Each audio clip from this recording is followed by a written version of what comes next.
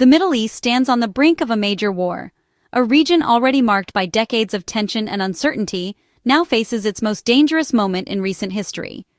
On March 19, 2026, a conflict between Iran, Israel, and the United States has escalated into a regional crisis, sending shockwaves through governments and populations worldwide. What began as a targeted strike has now drawn in neighboring countries, threatening not just regional peace, but global stability as alliances are tested and old rivalries reignite. The skies over the Persian Gulf are choked with smoke from burning oil facilities, and the threat of further attacks looms large, casting a shadow over the world's most vital energy corridor. This crisis affects everyone, from gas prices spiking at local stations to international diplomacy grinding into emergency mode, as leaders scramble to prevent further escalation.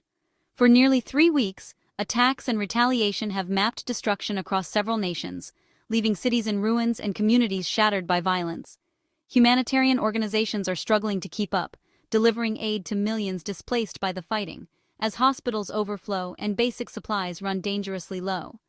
Iran, Israel, and the US are locked in direct confrontation. But the battlefield now includes Qatar, Saudi Arabia, Kuwait, and the UAE, each nation mobilizing troops and resources in a rapidly shifting landscape. Vital shipping lanes are disrupted, and energy infrastructure is under attack, threatening to send shockwaves through the global economy and disrupt supply chains far beyond the region.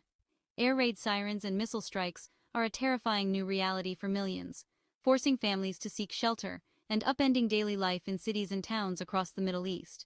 This conflict could redefine the Middle East for generations, reshaping borders, alliances, and the hopes of those who call this region home. In this chapter, we'll break down the key events, examine the impact on Gulf nations, explore the global economic fallout, and reveal the rising human cost as the world watches and waits for what comes next. The war erupted with a single explosive event, shattering the uneasy calm that had lingered for months. In an instant, the world was thrust into chaos, as news of the attack spread like wildfire across continents. On February 28, a joint U.S.-Israeli operation killed Iran's supreme leader, Ayatollah Ali Khamenei, an act Iran called war. The assassination sent shockwaves through the region, igniting outrage and fear of what would come next. Tehran immediately vowed swift and devastating retaliation against Israel, the U.S., and any nation aiding them. The Iranian government declared a state of emergency, and the streets of Tehran filled with angry crowds demanding justice. Yesterday, a joint U.S.-Israeli strike hit Iran's South Pars gas field, crippling a vital economic hub and sending shockwaves through global energy markets. The attack left fires raging and infrastructure in ruins, threatening energy supplies far beyond Iran's borders. Israel also struck hundreds of targets across Iran, escalating the conflict to an unprecedented level. Cities across Iran were rocked by explosions, and the scale of destruction grew with each passing hour.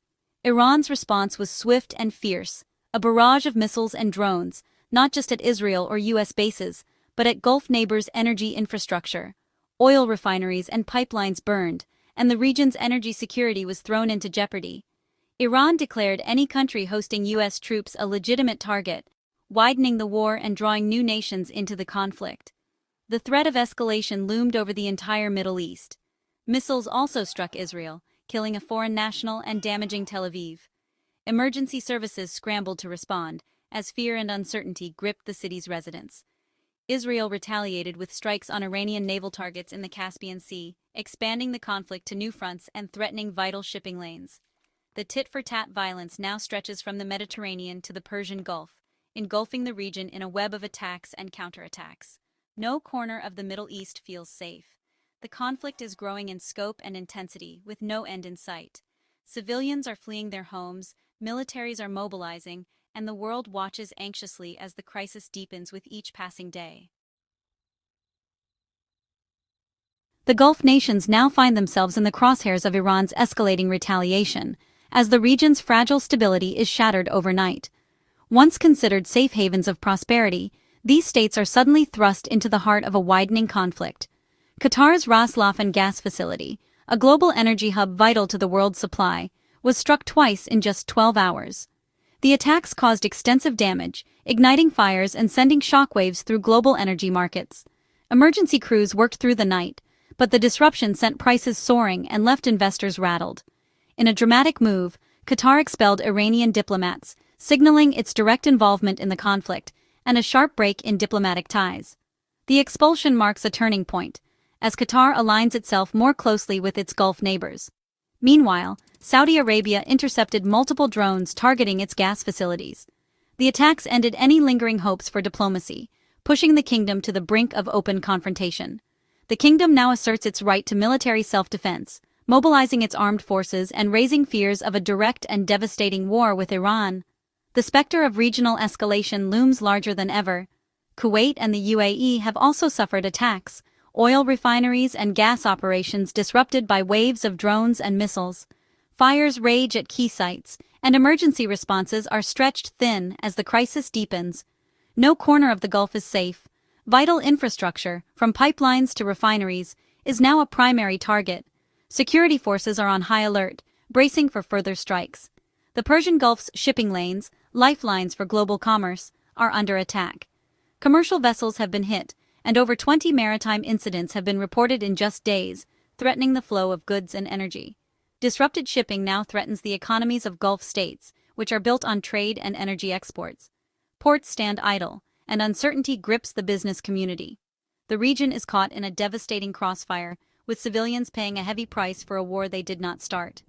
As fear and uncertainty spread, the Gulf faces an uncertain and perilous future. Attacks on energy infrastructure have sent global markets into panic.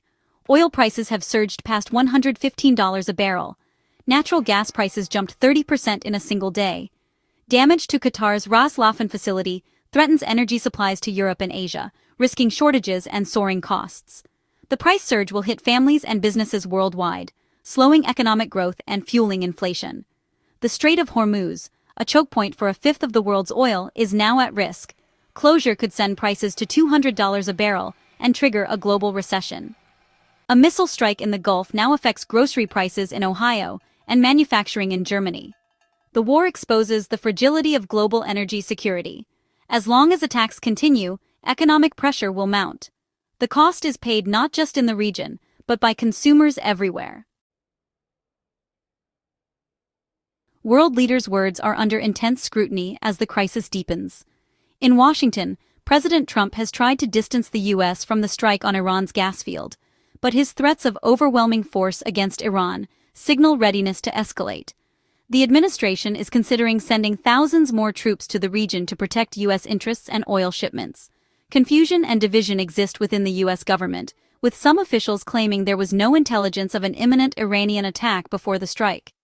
Across the Arab world, condemnation of Iran is swift, but there's desperation as diplomacy falters. Saudi Arabia declared all trust in Iran shattered. Foreign ministers from 12 Arab and Islamic nations demanded Iran halt its attacks.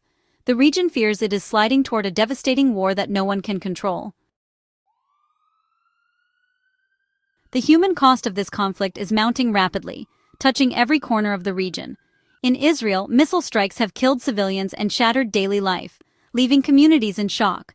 In the West Bank, 3 women were killed by fragments from Iranian munitions, adding to the sorrow. In Gaza, Israeli strikes have killed several Palestinians, devastating families and neighborhoods. Lebanon faces its own tragedy, with nearly 1,000 killed in clashes between Israel and Hezbollah forces. Each casualty is a life lost, a family destroyed, and a future stolen. Hospitals are overwhelmed, and basic necessities are growing increasingly scarce for many.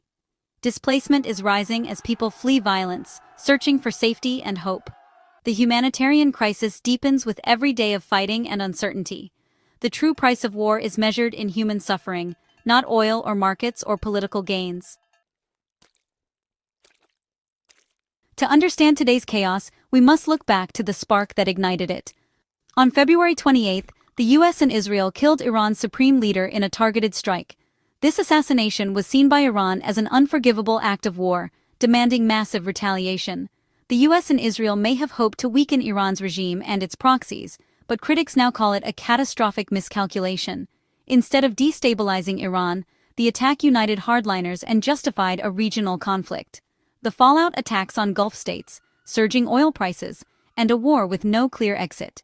What began as a targeted operation has become a regional war. The consequences are global, and the path forward is uncertain. The Middle East stands at a crossroads, its future hanging in the balance. What's your view?